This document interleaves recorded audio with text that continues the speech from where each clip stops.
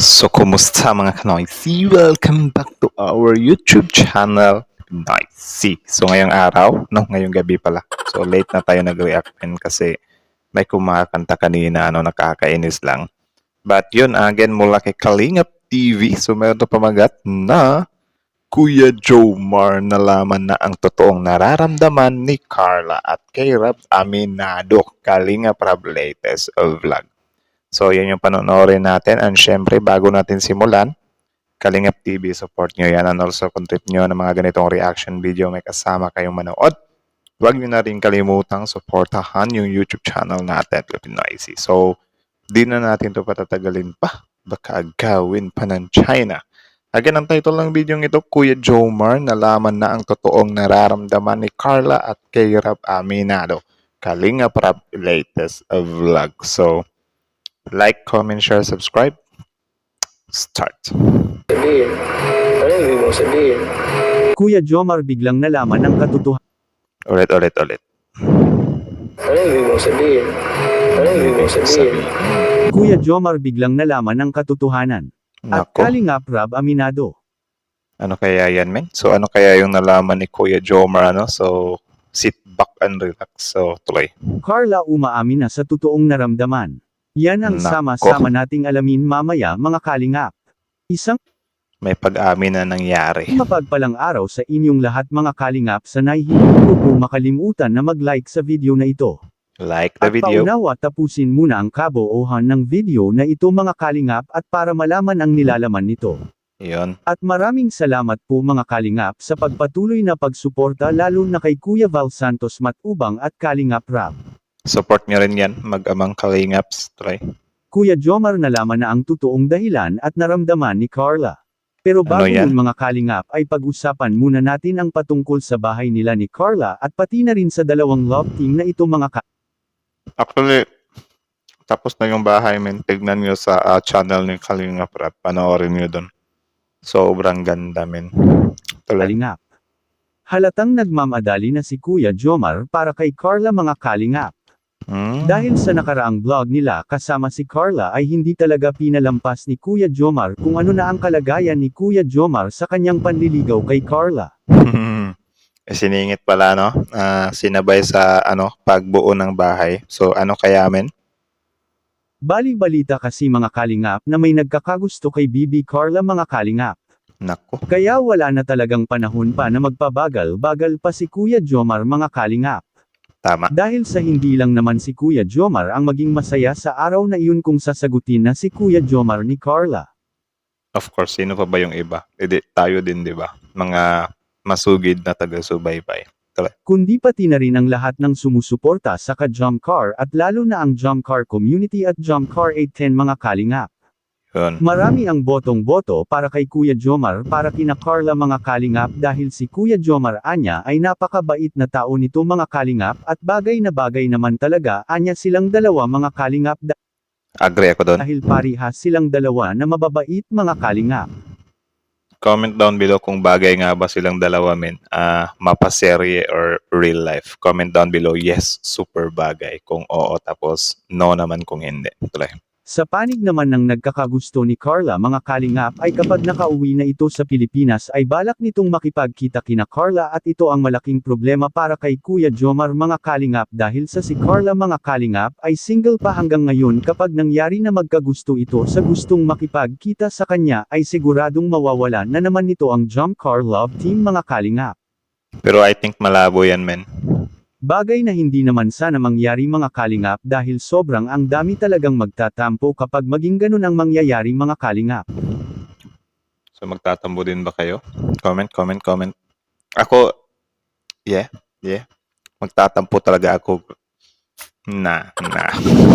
Samantala, nalalapit na ang bahay nila ni Carla matatapos mga Kalingap. Ang At ganda. sobrang kaabang-abang na ang magiging ribbon cutting nito mga Kalingap. Dahil sa ang gusto ng karamihang viewers mga Kalingap ay kakanta itong si Carla sa araw na iyon. At Nice. ito na nga ang gagawin ni Carla mga Kalingap sa ribbon cutting ng kanilang bahay mga Kalingap. At hindi lang yun banibilasan na ang pagtapos sa bahay nila mga Kalingap dahil sa gusto na rin ng karamihan na matatapos ito mga Kalingap. Oo nga, mas maganda kasing mag-vlog din diyan sa loob ng bahay nila men. Like, pasensya nag-snacks kasi ako eh. Nagutom ako. Mas magandang mag-vlog doon sa bahay nila. Lalo pa, no. Sino ba men yung magha-house tour talaga? Or siguro may house tour si Kalinga Prab at may house tour din si 'di ba, si Carla. Baka yan yung first vlog niya. Do you think? Yan yung first vlog ni Carla, yung house tour. Tuloy. At para maging tuluyan ng mapalapit ang loob ni Kuya Jomar kay Carla mga kalingap. Yun. Dahil sa napagplanuhan nga nitong si Kuya Jomar mga kalingap kapag natatapos na ang bahay nila ni Carla ay dadalasan na nito ang pagbibisita kina Carla mga kalingap. At bagay na napaka-epektibo naman ito mga kalingap. Dahil dito malalaman ni Carla mga kalingap kung karapat dapat na bang sasagutin ni Carla si Kuya Jomar. At dito rin Sana nga Pero I think hindi pa men. I think hindi pa.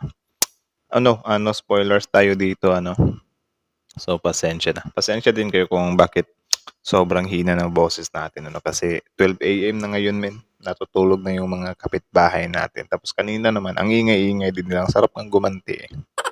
Tuloy. masasabi ng nanay at tatay ni Carla na talagang totoong manliligaw si Kuya Jomar.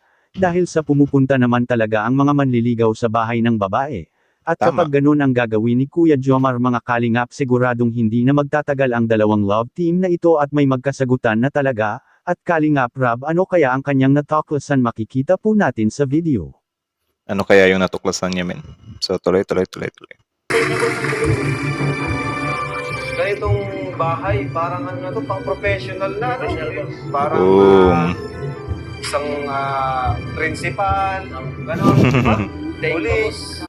Agree ako doon. Like, yung bahay na yan kasi men parang may mga profession lang yung nakakagawa niyan. No, I'm sorry for that word. Kasi baka may mag-react din na may mga yung mga madiskarte, yung mga negosyante. So, siguro income base kasi tayo sa Pilipinas parang nakabase tayo sa sa tawag diyan sa profession. But siguro income based din dapat din natin yang i-consider.